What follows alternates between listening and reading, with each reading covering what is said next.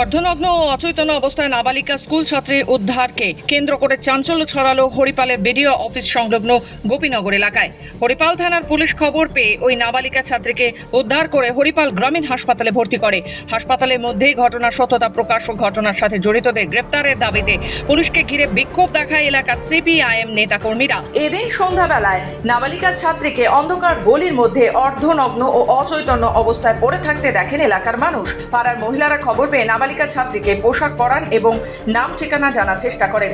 স্থানীয়দের দাবি, নাবালিকা ছাত্রী তাদের জানিয়েছে তার বাড়ি সিঙ্গুর থানার নসিবপুর খালধার এলাকায়। সিঙ্গুর গোলাপ মোহিনী বালিকা বিদ্যালয়ের ছাত্রী সে। অসংলগ্নভাবে আরও জানিয়েছে, সিঙ্গুর থেকে টিউশন পড়ে বাড়ি ফেরার সময় হঠাৎ করেই তাকে একটি 4 চাকা গাড়িতে তুলে নেয় কয়েকজন।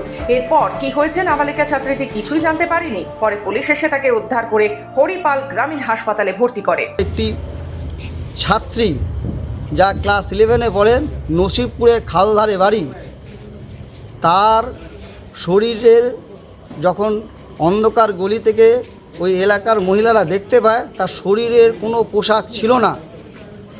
এই ধরনের ঘটনা যা আমরা স্তম্ভিত হরিপালবাসী হিসেবে। আমাদের বক্তব্য সুনিশ্চিত, এই ঘটনার সাথে যারা যুক্ত তাদের শাস্তি দিতে হবে।